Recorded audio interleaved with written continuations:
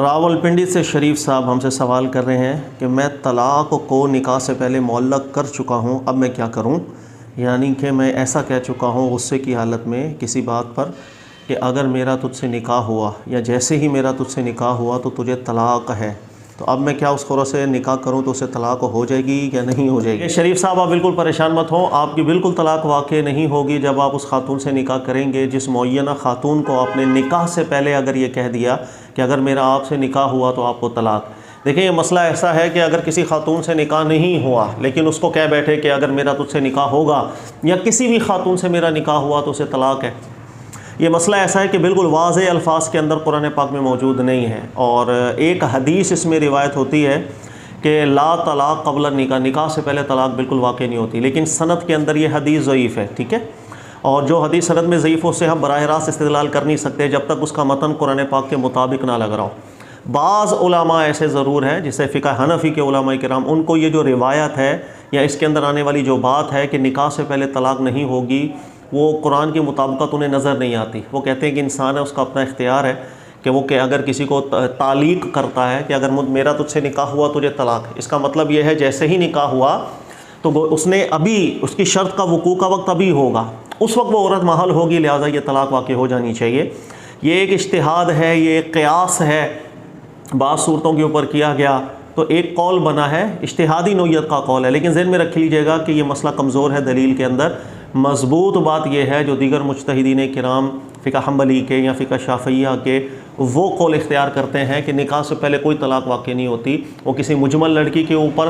تعلیق کر دے طلاق کی یا معینہ کسی خاتون کو بول دے کہ تجھ سے نکاح ہوا تو تجھے طلاق ہو جائے گی میری طرف سے، کسی بھی صورت میں نکاح سے پہلے طلاق نہیں ہوتی۔ اور اس کی وجہ سمپل سی یہ ہے کہ اگر آپ محمد بن صالح عثیمین صاحب کو بھی مطالعہ کریں گے، انہوں نے بھی بہت پیاری تحقیق اس کی لکھی ہے، میں اس میں سے چیزہ نکات آپ کو بیان کر دیتا ہوں۔ اللہ نے قرآن پاک میں ذکر کیا کہ یا ایھا الذین آمنوا اذا نکحتم المؤمنات ثم طلقتموہن، اے ایمان والو جب تم مومنین خواتین سے نکاح کرو، ثم پھر طلقتموہن، اگر تم طلاق کی طرف جاتے ہو۔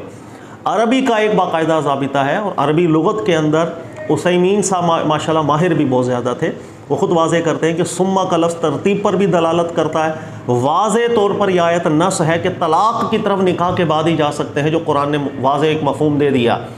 لہٰذا ہم اس سے ہٹ نہیں سکتے ہیں۔ جو ایک بالکل بات قرآن سے ہم سمجھ سکتے ہیں کہ طلاق کا معاملہ نکاح ہو جانے کے بعد ہوتا ہے، اس سے پہلے بالکل نہیں۔ جس طرح تنجیز نہیں کر سکتا، تعلیق کیسے کرے؟ تنجیز کا مطلب ہے اگر ایک عورت سے نکاح نہیں ہوا اور اسے ایک مرد بولتا رہے میں نے تجھے طلاق دی، اس سے کوئی فرق نہیں پڑے گا۔ اسی طرح وہ تعلیق بھی کر دے گا، کوئی فرق نہیں پڑے گا۔ جب تنجیز پہ اس کو اختیار نہیں، تعلیق پہ اختیار کہاں سے جا سکتا ہے؟ اور قرآن کی نص واضح طور پر دلالت کر رہی ہے کہ طلاق کا اختیار نکاح کے بعد ہوتا ہے، لہذا یہی قول جس کو قرآن پاک تائید دے رہا ہے یہ زیادہ مضبوط ہے۔ اسی وجہ سے محمد بن صالح عثیمین صاحب سے ایک جگہ یہ بھی سوال ہوا کہ یہ جو حدیث ہے لا طلاق قبل النکاح، کہ نکاح سے پہلے کوئی طلاق نہیں ہوتی، تو آپ نے ضرور ذکر کیا کہ اس روایت کی سند ضعیف ہے، لیکن کہہ رہے ہیں کہ یہ جو بات ہے کہ نکاح سے پہلے طلاق نہیں ہو سکتی، کہہ رہے ہیں قرآن پاک اس مضمون کی تائید ضرور کرتا ہے، یہ بات بالکل ٹھیک ہے۔ تو یہ حدیث کا جو مضمون ہے یہ ان روایتوں میں ہے کہ سند اس کی چاہے ضعیف ہو، لیکن جس بات کی تائید قرآن کر دے تو اس سے استدلال تو ضرور کیا جاتا ہے۔ وہ استدلال اصل میں براہ راست ہے قرآن پاک سے، ان لفظوں کے ساتھ چونکہ قرآن نے وہ ڈسکس تو نہیں کیا تھا، لیکن یہ لفظ بھی بالکل ٹھیک ہیں، اس کے اندر کوئی مذائقے والی بات نہیں ہے۔ لہذا کسی بھی طریقے کے ساتھ اگر طلاق کی نکاح سے پہلے کر دی جائے گی، زیادہ مضبوط استدلال یہی ہے کہ وہ طلاق واقع نہیں ہوتی۔ ہاں اس کے اندر صحابہ کرام علیہم رضوان میں سے حضرت عبداللہ ابن عباس ضرور گزرے کہ جن سے بالکل صحیح سند کے ساتھ یہ بات ضرور مروی ہے کہ ان کے دور میں غالباً ایسا کوئی مسئلہ ہوا ہوگا تو آپ نے یہی فتویٰ دیا تھا، یہی جواب ارشاد فرمایا تھا کہ نکاح سے پہلے لاکھ بولتا چلا جائے بندہ کہ طلاق ہے، انہوں نے کہا تھا کہ طلاق نکاح سے پہلے نہیں ہوتی۔ تو آپ کو پریشان ہونے کی ضرورت نہیں ہے۔ دیکھیے گا پاکستان کے اندر فقہ حنفی کو زیادہ فالو کیا جاتا ہے اور ان کے استدلالات کو لائک بھی کیا جاتا ہے، لیکن انسان پر واجب نہیں ہو جاتا کہ وہ کسی ایک ہی فقہ کو فالو کرے۔